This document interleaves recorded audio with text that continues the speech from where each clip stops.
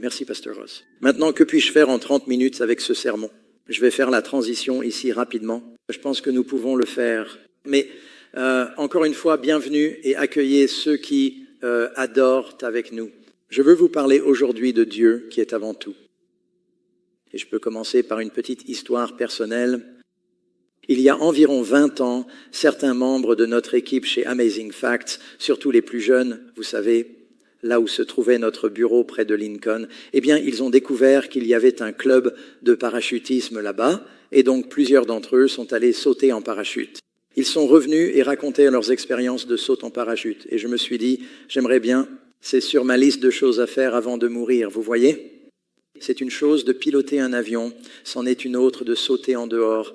Je me suis dit, eh bien, j'aimerais faire du parachutisme. Alors j'en ai parlé à notre fils Daniel, qui avait à l'époque 19 ou 20 ans, et Rob Casebolt, qui est peut-être ici aujourd'hui. Et nous trois, nous sommes allés à Skydance pour faire du parachutisme. Et oh, nous voilà, j'ai mis les photos. Et on ne peut pas sauter seul la première fois. Il faut sauter en tandem avec quelqu'un. Donc voici Daniel et moi avec nos 2 mètres de saut. Et moi, j'ai eu le gars avec la combinaison rose. Lui, je crois qu'il l'appelait Kiwi parce qu'il vient de Nouvelle-Zélande et il avait une feuille de marijuana autour du cou. Et ce gars-là est en train de plier le parachute qui va me sauver la vie. Alors, je vous le dis, j'ai vraiment prié à ce sujet. Et finalement, ils t'emmènent dans l'avion et, tu sais, ils ouvrent la porte à 14 000 pieds au-dessus de Lincoln, en Californie, et ils ouvrent la porte, le vent s'engouffre, et, tu sais, je suis à l'aise en avion, mais je n'avais jamais sauté auparavant. Et donc, ils ont dit, d'accord, à 3, et je suis devant, et ce type, ce Néo-Zélandais, est derrière moi. Il dit, tu sais, il a l'air d'un surfeur. Et moi, je me dis, oh mec, c'était 1, 2, 3. C'était plus difficile que je ne le pensais de lâcher les bords de l'avion. Et de sauter dehors, je pense que j'ai probablement résisté un instant, et il m'a donné une petite poussée. Mais une fois que nous avons plongé dans les airs, il y avait un gars avec une caméra qui prenait des photos, et on peut voir que mes joues sont toutes repoussées par le vent. Mais c'était vraiment super cool. Et sauter d'un avion, c'est ce qu'on appelle un engagement total. Être chrétien, c'est un engagement total. Maintenant, j'ai sauté d'un avion avec un parachute. Je ne sais pas si vous avez entendu parler de Luke Aikens, qui en 2016 a battu le record du monde. Il a sauté d'un avion à 25 000 pieds, sans parachute de secours, sans rien, et il devait atterrir dans un filet au sol, ce qui revient à sauter de 6 km de haut et essayer d'atterrir sur un timbre-poste. Il n'avait aucun dispositif de guidage. Je devrais préciser qu'il était instructeur professionnel de parachutisme et instructeur de sécurité et qu'il savait comment se diriger avec ses mains, mais il a, avec National Geographic et tout le monde qui regardait et filmait, sauté de cet avion, s'est dirigé lui-même et a atterri sur un filet. Le filet, vous savez, ce n'est pas comme un filet de trapèze de cirque où l'on tombe à 30 km à l'heure. Là, vous tombez à 200 km à l'heure et le filet est très haut au-dessus du sol et il s'en est très bien sorti. Mais je me suis dit, eh bien ça, c'est un vrai engagement, sauter d'un avion sans parachute. Être chrétien, c'est un engagement total où l'on dit, Dieu sera le premier dans ma vie, en tout. Vous avez entendu dans la lecture des Écritures, comme ce marchand qui trouve une perle de grand prix et qui vend tout ce qu'il possède pour acheter cette perle. Ou il trouve un trésor dans un champ et il vend tout ce qu'il possède pour acquérir ce champ. Si Dieu n'est pas le premier dans votre vie, alors vous n'êtes pas vraiment chrétien, car il n'existe pas de seconde catégorie pour le christianisme. Les vrais chrétiens, Jésus a dit, vous devez renoncer à vous-même, prendre votre croix et le suivre. Et c'est quelque chose que nous faisons chaque jour. C'est un engagement total envers Dieu, mettre Dieu en premier. Et nous avons eu plusieurs exemples dans la Bible où cela se produit. Vous savez, le père des croyants, c'est Abraham. Abraham, il a eu ses problèmes, il a commis ses erreurs, mais quand Dieu lui a demandé « Es-tu prêt à me mettre en premier ?» il a répondu « Bien sûr, Seigneur. » Alors Dieu a dit « Très bien, prouve-le. Je veux que tu prennes ton fils, ce fils que tu as attendu jusqu'à plus de 100 ans, ce fils par qui le Messie doit venir, et je veux que tu l'emmènes sur les montagnes de Moria et que tu le sacrifies, que tu l'exécutes, que tu me l'offres. » Et le fait qu'Abraham ait fait cela, Je pense que nous serions tous d'accord pour dire que c'était la preuve de qui occupait la première place dans sa vie. Ce n'était pas Sarah. Elle n'était peut-être même pas au courant lorsqu'ils sont partis ce matin-là. Ce n'était pas son fils. Il estimait Isaac plus que toutes ses possessions, bien qu'il fût très riche. Quand il a mis Isaac sur l'autel, c'était une démonstration que Dieu avait la première place dans sa vie. Maintenant, quand je parle aux gens de mettre Dieu en premier dans leur vie, cela nous effraie parfois. Et c'est tout à fait normal, car si autre chose occupe le trône de votre cœur et que vous essayez de le déloger, cela ne partira pas sans résistance. Il y a une lutte pour faire passer Dieu en premier, car tout ce qui était à la première place avant que vous ne mettiez Dieu en premier ne va pas abandonner facilement. Cela va se battre pour le contrôle et le trône, et le diable aura 1000 arguments et 1 million de justifications pour expliquer pourquoi cela devrait rester sur le trône, ou au moins pouvoir échanger et partager le trône. Jésus a dit, « Celui qui n'est pas avec moi est contre moi. » Il n'y a que 2 chemins. Il n'est pas question de partager le trône avec Jésus. Il est votre Seigneur et votre Roi, et il doit avoir la première place. Ce que je partage avec vous ce matin est très simple, mais c'est le plus grand combat. Le plus grand combat que Jésus ait mené a eu lieu au jardin de Gethsémane, lorsqu'il a dit « Non pas ma volonté, mais que ta volonté soit faite ». Et vous pouvez être sûr qu'Abraham a mené un combat. Il a lutté. Il n'a pas simplement marché d'Hébron jusqu'au lieu du sacrifice. C'était un voyage de 3 jours, en réalité 3 jours et demi. Un peu comme les 3 ans et demi du ministère du Christ avant le sacrifice. Mais il était prêt à offrir son plus grand trésor lorsque Dieu le lui a demandé. Dans Romains, Paul dit au chapitre 12, verset 1, « Je vous exhorte donc, frères, par les compassions de Dieu, à offrir vos corps comme un sacrifice vivant, saint, agréable à Dieu, ce qui sera de votre part un culte raisonnable. » C'est raisonnable. Il vous a racheté. Il est votre maître. Il nous offre la vie éternelle. À quoi sert-il de gagner le monde entier si c'est pour perdre son âme? Cela a du sens. Et pourtant, nous avons du mal à vraiment donner la première place à Dieu, à faire de lui la priorité dans nos vies. Vous savez, il y a une autre histoire à laquelle j'aimerais me référer, et c'est celle de la veuve de Sarepta. Vous la trouvez dans votre Bible.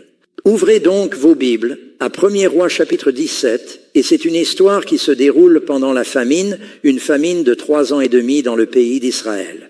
Et Élie est...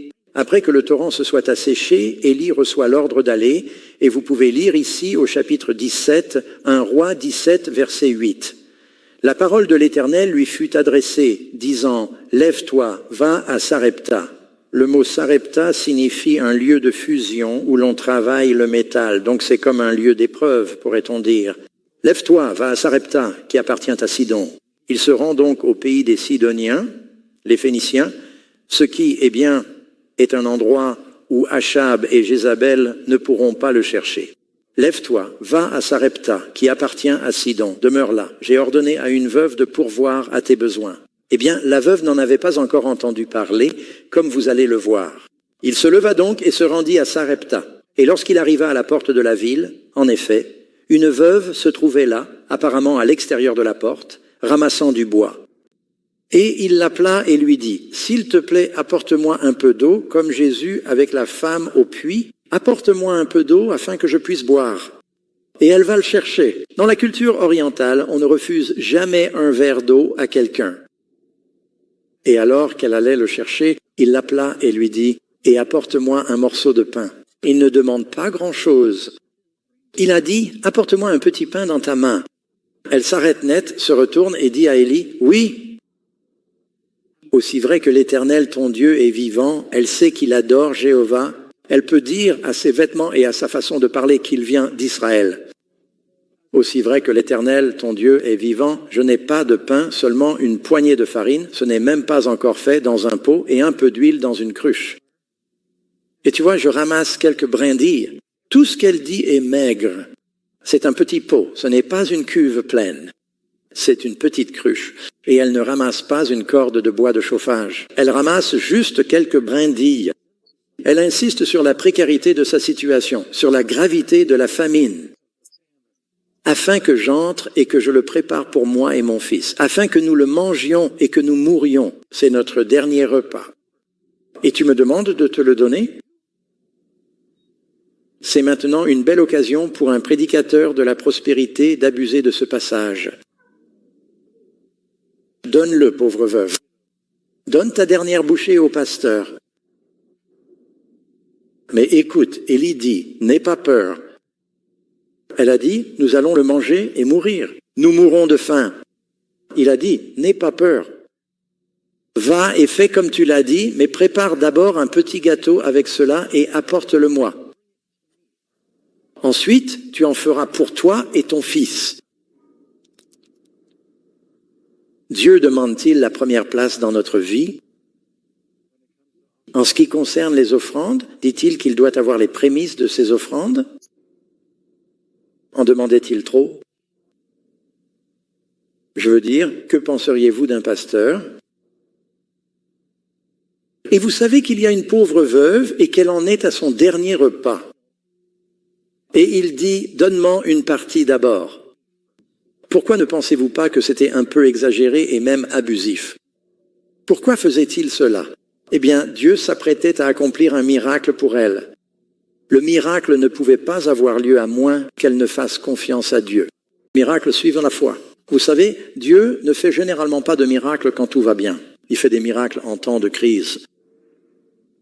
Et ces histoires dans la Bible, s'il vous plaît, n'oubliez pas, les histoires dans la Bible sont souvent des allégories du salut. Paul nous dit que, vous savez, Sarah, Ismaël et Agar, il y a là une allégorie du salut.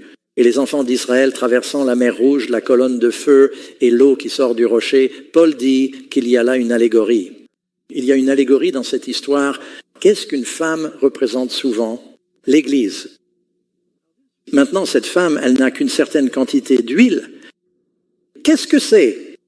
Le Saint-Esprit et une certaine quantité de pain. La parole de Dieu. Et il a dit, apporte-le-moi d'abord. Est-ce que Jésus a multiplié le pain qui lui a été apporté par les disciples? Quel est le rôle de l'Église? Prendre ce que nous avons, le donner au Seigneur, lui demander de le bénir, et en le donnant, nous recevons. En donnant, il y a plus de bonheur à donner qu'à recevoir. Et ceci n'est pas un appel à l'offrande, à moins que le Seigneur ne parle à votre cœur à ce sujet. Il s'agit ici d'un principe de vie, mettre Dieu en premier. Et remarquez-vous autre chose dans cette histoire? Je vais un peu accélérer ici à cause du temps. Cette femme obéit. C'est une femme païenne. Dieu va accomplir un miracle pour l'Église des païens, car en partageant le pain et l'huile, l'Évangile se répand. Alors, il est dit qu'elle et toute sa maison sont nourris.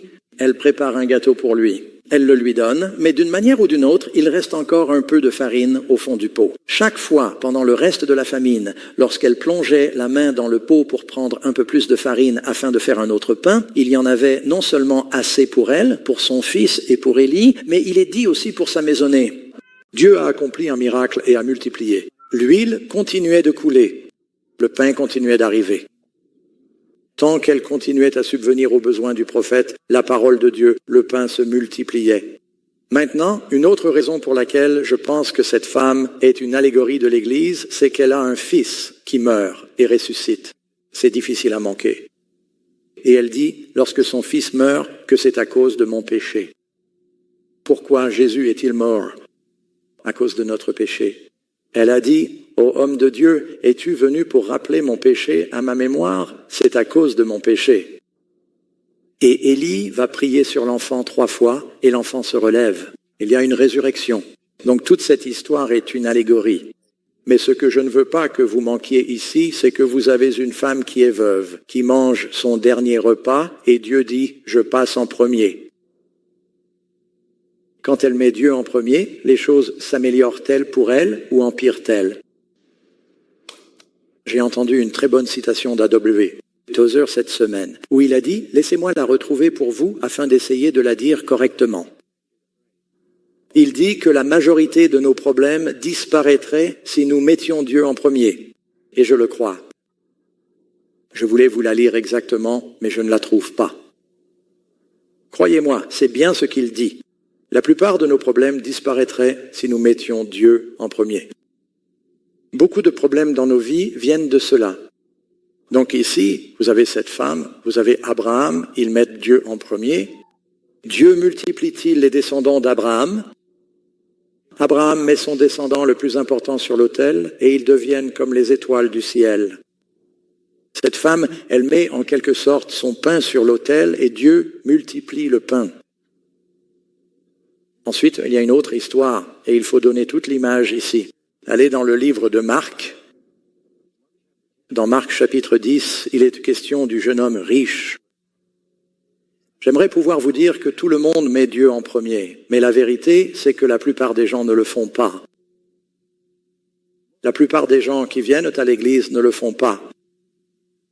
Nous essayons d'intégrer Jésus dans nos vies.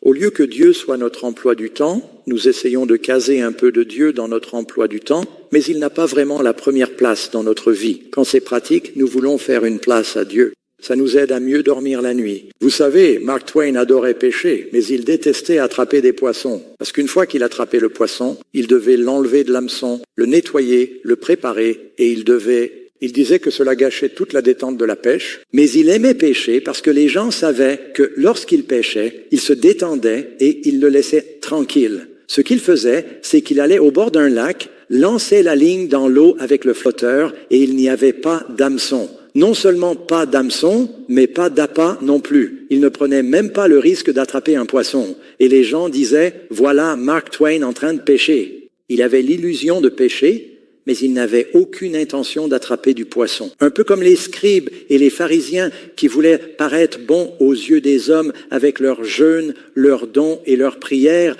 mais Dieu n'était pas vraiment le premier dans leur vie. Après que Jésus ait béni les enfants, il y avait un jeune homme qui regardait, qui était riche, il était sincère, il avait de grandes perspectives. Marc 10, 17. Comme Jésus descendait le chemin, quelqu'un accourut, se jeta à genoux devant lui et lui demanda, « Bon maître, que dois-je faire pour hériter de la vie éternelle ?» Jésus lui répondit, « Pourquoi m'appelles-tu bon? Il n'y a de bon que Dieu. » Et je vous rappelle que Jésus ne disait pas qu'il n'était pas bon. Il l'aidait à comprendre qu'il était Dieu le Fils. Connais-tu les commandements? Ne commets pas d'adultère, ne tue pas, ne vole pas. Pour tous ceux qui pensent que les 10 commandements sont dépassés, parmi toutes les choses que Jésus aurait pu citer à ce jeune homme, il choisit la loi morale. Amen? Et il identifie spécifiquement les commandements qui parlent de notre amour envers notre prochain. Il ne mentionne pas les 4 premiers, non pas parce qu'ils auraient été abolis, mais parce que le problème de cet homme concernait l'amour horizontal. Ne commets pas d'adultère, ne tue pas, ne vole pas, ne porte pas de faux témoignages, ne fraude pas, honore ton père et ta mère. Et il répondit, « Maître, j'ai observé toutes ces choses depuis ma jeunesse. » Il n'y avait pas un seul garçon juif qui ne connaissait pas les 10 commandements. En effet, beaucoup de garçons juifs à l'époque du Christ avaient mémorisé des livres entiers de l'Ancien Testament. Le Christ a cité le Deutéronome 3 fois lorsqu'il a été tenté de mémoire. Alors il a dit, tu vas me citer les 10 commandements? Je veux dire, Moïse a dit, enseigne-les quand tu te couches, quand tu te lèves, quand tu entres, quand tu sors. Je veux dire, ils savaient tous cela. Il a dit, toutes ces choses, je les ai gardées depuis ma jeunesse, pensait-il. Il respectait la lettre, mais pas l'esprit. Jésus, le regardant, l'aima. Montre-moi un autre endroit dans la Bible où il est dit cela. Tu vois, Jean est appelé le disciple que Jésus aimait, mais ici il est dit, Jésus le regarda avec amour. Ce jeune homme avait tellement de potentiel. En fait, le Christ lui adresse alors une invitation, comme il l'a fait avec les apôtres. Il dit, il te manque une chose, va, vends tout ce que tu as, donne-le aux pauvres. Et si cela vous effraie, sachez que vous gagnerez plus que vous ne perdrez. Vous aurez un trésor au ciel. Vous gagnerez plus que vous ne perdrez. Vous savez, être chrétien a un prix, mais cela rapporte plus que cela ne coûte. Vends ce que tu as, donne-le aux pauvres, tu auras un trésor au ciel. Viens, prends ta croix et suis-moi. Maintenant, quelle est la seule chose qu'il a dite? Il te manque une chose. Tu sais ce que c'était? Tu ne mets pas Dieu en premier. Tu as ta richesse matérielle et personne n'aime vraiment l'argent. Les gens aiment ce que l'argent permet de faire. Ils aiment le pouvoir, l'influence, le prestige. Et il aimait être un dirigeant. Il aimait être riche. Il aimait ça un peu trop. C'était sur le trône. Jésus a dit, mets cela sur le trône, prends ta croix, suis-moi, donne-le aux pauvres. Et quand il a dit, suis-moi, Jésus demandait à ce jeune homme de faire la même chose qu'il avait demandé à Pierre, Jacques, Jean, André. Il leur a dit, « Laissez vos filets de pêche, suivez-moi et je ferai de vous des pêcheurs d'hommes. » Vous voyez, Jésus a rencontré beaucoup de gens. Il les a guéris et a dit, « Va, ta foi t'a sauvé. » Il n'a pas dit à tout le monde, « Suis-moi. » Il l'invitait à devenir un disciple principal, voire un apôtre.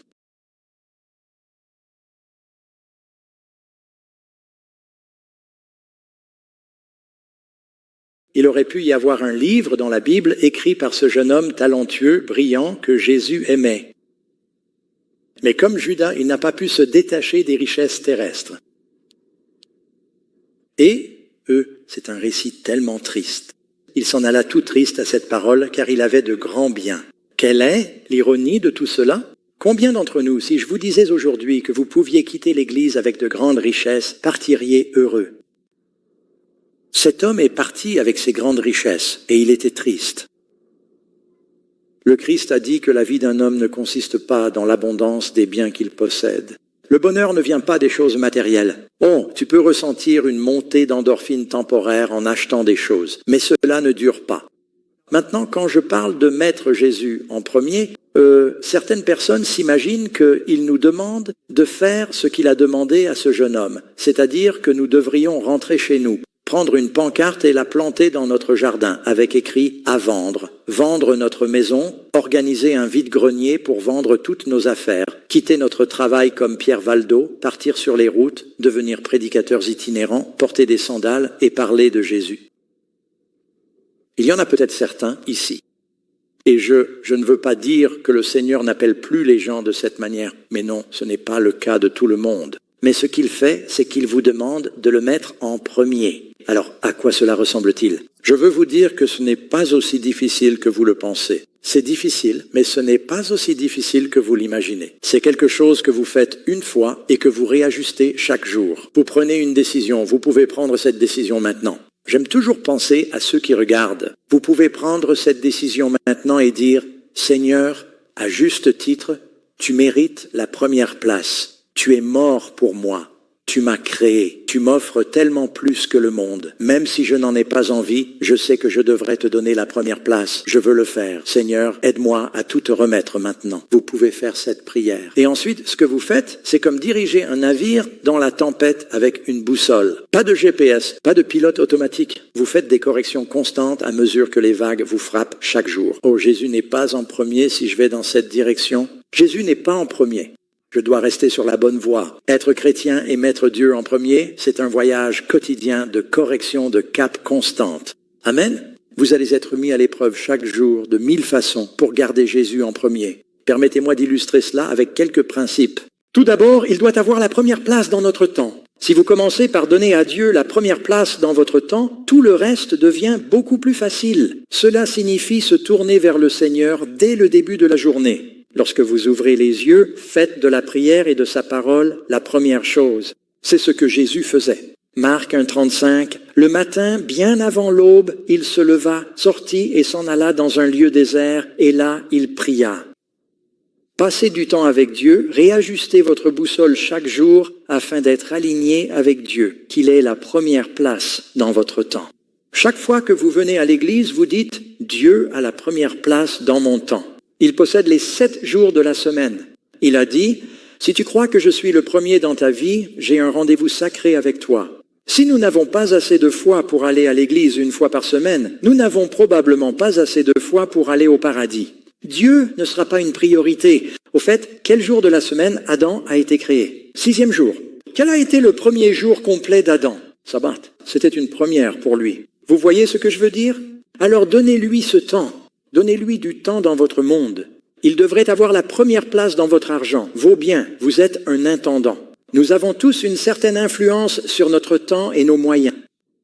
La Bible dit, Proverbe 3,9, « Honore l'Éternel avec tes biens et avec les prémices de tout ton revenu. » Quelle est la promesse? Alors tes greniers seront remplis d'abondance et tes cuves regorgeront de vin nouveau. Il a dit au jeune homme riche, « Vends ce que tu as et donne-le aux pauvres. Tu auras un trésor dans le ciel. » Pierre, Jacques, Jean, André, ils ont dit, « Seigneur, nous avons tout quitté pour te suivre. Qu'aurons-nous » Et Jésus a dit, « Nul n'a quitté père, mère, sœur, frère, maison, femme, terre, emploi, à cause de moi et de l'Évangile, sans qu'il ne reçoive au centuple, dès maintenant, avec des persécutions et la vie éternelle dans le monde à venir. » Être chrétien a un prix, mais cela rapporte bien plus que ce que cela coûte. En donnant la première place à Dieu, cherchez d'abord le royaume, il dit, « Tout le reste vous sera donné en plus. » Il doit avoir la première place dans vos relations. Proverbe 13, 20. Celui qui marche avec les sages deviendra sage, mais le compagnon des insensés sera détruit. Si vous passez plus de temps à parler de choses mondaines en compagnie d'incroyants, alors Dieu n'a pas la première place dans vos relations. Si vous envisagez d'épouser quelqu'un qui ne partage pas votre foi, Dieu n'a pas la première place dans vos relations. 1 Corinthiens 15, 33. Ne vous y trompez pas, les mauvaises compagnies corrompent les bonnes mœurs. Dieu doit avoir la première place dans vos choix concernant l'éducation, la première place dans tout ce qui concerne les voyages. C'est valable dans chaque principe de votre vie. Si votre vie est centrée sur le Christ, vous allez dire « Dieu, que veux-tu que je fasse ?» Ce jeune homme est parti tout triste.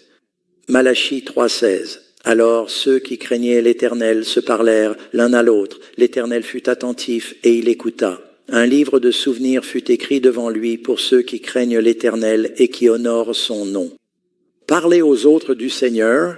Vous savez, en 1857, il y avait un navire appelé le SS Central America qui naviguait depuis Panama, où se trouvaient tous ces chercheurs d'or venus de Californie. Gardez à l'esprit que la ruée vers l'or a eu lieu vers 1849 et tous ces chercheurs d'or avaient trouvé tout cet or. Ils descendaient là-bas. Il n'y avait pas de canal de Panama. Ils débarquaient sur le côté ouest du Panama. Ils transportaient tout l'or à travers le pays et ce navire, le SS Central America, transportait 30 000 livres d'or. On l'appelait le navire de l'or. Depuis l'Amérique centrale jusqu'à la côte Est, où l'or devait être frappé, ils ont rencontré une terrible tempête. Il y avait plus de 500 personnes à bord du bateau. Et au lieu d'envisager, ne serait-ce qu'un instant, de peut-être alléger le bateau en jetant de l'or par-dessus bord, c'était impensable. Ils ont tout fait pour continuer à écoper. Même s'ils savaient que la situation devenait désespérée, ils refusaient d'y penser. Finalement, l'eau a commencé à s'engouffrer. Ils ont aperçu d'autres navires au loin qu'ils ont essayé d'appeler à l'aide. Mais le navire a commencé à sombrer. Quelques personnes ont réussi à s'échapper dans des canots de sauvetage. Sur les 575 personnes, les 3/4 se sont noyés parce que beaucoup d'entre eux sont allés chercher leurs réserves d'or. Ils ont attaché des ceintures d'or. Ils ont pris des sacs d'or, ils ont mis des pièces dans leurs poches, puis ils ont sauté dans l'eau et ils ont coulé comme une pierre. Maintenant, à quoi sert-il de gagner le monde entier si c'est pour perdre son âme? Voici la suite de l'histoire. Des gens ont cherché ce navire, sachant combien d'or il contenait pendant des années. Un homme nommé Tommy Thompson, après des années de recherche, un ingénieur maritime, a dirigé un groupe au sein d'une entreprise et a trouvé des investisseurs pour l'aider à retrouver ce navire. Et il l'a trouvé en 1988. Une fois qu'il l'a trouvé, tout le monde en a voulu une part. Une compagnie d'assurance est sortie de nulle part et a dit « C'est nous qui avons assuré le navire, nous voulons l'argent ». Et puis des pays d'Amérique du Sud ont dit « Il venait de notre pays, nous voulons une partie de l'argent ». Et tout le monde voulait une part de l'argent. Et ils ne l'avaient même pas encore récupéré. Mais au cours d'une opération de récupération très coûteuse, à 8000 pieds de profondeur, ils ont trouvé le navire. Des tonnes d'or, plus de 700 millions. Des lingots d'or d'une valeur de près de 3/4 de milliards de dollars qu'ils récupéraient lentement pendant que tout le monde se battait devant les tribunaux. Vers la fin de l'histoire, Tommy Thompson en a eu assez de voir tout le monde essayer de s'emparer du trésor qu'il avait trouvé. Il ne s'est pas présenté à une audience au tribunal, puis il en a manqué une autre. Alors un mandat d'arrêt a été émis et il a disparu de la circulation. Environ 1 an plus tard, ils l'ont retrouvé en Floride avec sa petite amie. Et une partie du trésor avait disparu. Tout avait été inventorié et ils en ont retrouvé la majeure partie. Une partie a finalement été remise aux investisseurs et ils ont dit à Tommy Thompson, « Il nous manque 500 pièces d'or. » Il a répondu, « J'ai oublié où elles sont passées. » Il a dit, « J'ai des problèmes de mémoire à court terme. Je ne me souviens plus où je les ai mises. » Et le juge dit, eh bien, nous allons vous placer en détention pour outrage au tribunal parce que nous savons que vous savez où elles sont. Cet homme a cherché ce trésor pendant des années. Il a passé des années à le récupérer et maintenant vous dites que vous avez égaré des millions de dollars en or. Allez-y, dites-le lui. Mettez-le en prison. Il est en prison depuis plus de 10 ans maintenant. Tout ce qu'il a à faire, c'est de lui dire où est l'or. S'il acceptait de se séparer de cet or, il pourrait sortir et être libre. Mais jusqu'à présent, il continue de dire « Je ne me souviens pas ». Ils ont en fait déposé des requêtes affirmant qu'on ne peut garder quelqu'un en prison pour outrage au tribunal que pendant un certain temps, et ils parlent simplement de le relâcher puis de le surveiller de très près. Mais je trouve incroyable qu'une personne préfère passer des années en prison plutôt que de lâcher prise. Et pourtant, il y a beaucoup de gens dans ce monde qui ne sont pas heureux. Ils ont autre chose sur le trône. Ils ont tous ces problèmes. Et la clé, le secret, la réponse au vrai bonheur, comme l'a dit Thomas Kempis, le secret du bonheur n'est pas de chercher le bonheur. Le secret du bonheur, c'est de chercher Dieu en premier. Jonathan Edwards, lorsqu'il a écrit ses priorités de vie, je crois qu'il en avait 12. La première était « Je choisirai de chercher Dieu en premier ». La deuxième était « Je choisirai de chercher Dieu en premier, même si personne d'autre ne le fait ». Et Jésus a dit que le secret du bonheur, c'est de chercher d'abord son royaume et sa justice. Et pour conclure, aujourd'hui, est-ce là ton désir? Jésus a félicité cette veuve, elle est venue et elle a donné ses 2 dernières pièces. Et Jésus a dit qu'elle avait donné plus que quiconque parce qu'elle a tout donné. Et être chrétien demande un engagement total. Mais c'est à ce moment-là que le bonheur arrive.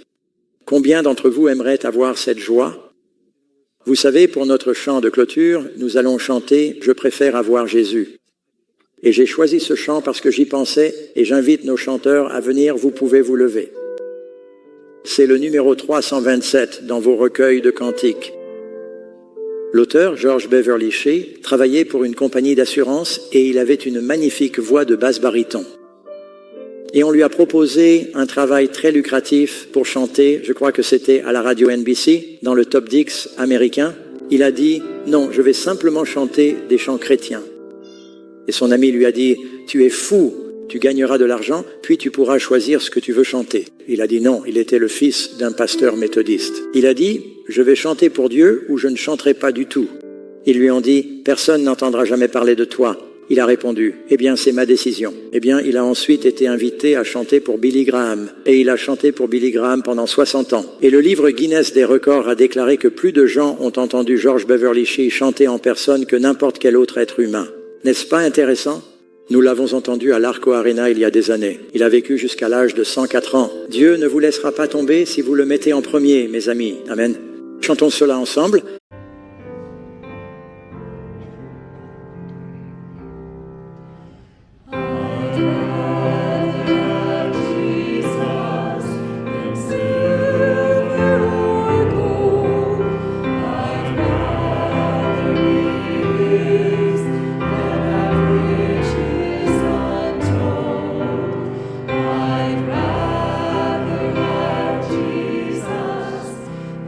Houses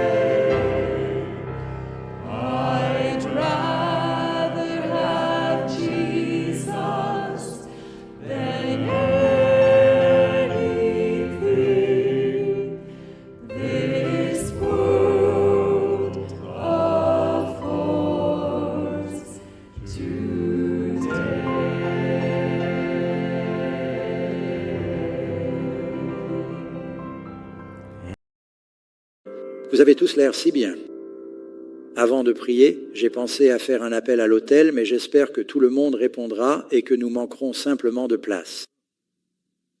Désirez-vous dire, Seigneur, par ta grâce, avec ton aide, je veux te chercher en premier. Je veux que tu sois sur le trône de ma vie. S'il y a autre chose là-dedans, puisse-t-il être éclipsé par Jésus. Est-ce votre prière, mes amis?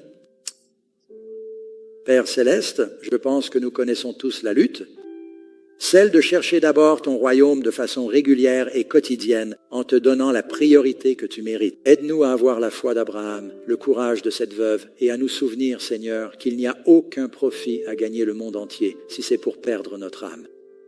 S'il y a quelque chose dans nos vies qui nous empêche de faire de Jésus notre Seigneur et Roi à part entière, aidez-nous à abandonner cela maintenant et à le placer sur l'autel. Je prie pour que vous bénissiez chacun d'eux. Aidez-nous à appliquer cela dans nos vies et soyez avec nous alors que nous partons de cet endroit pour représenter Jésus. Nous vous remercions et prions en son nom.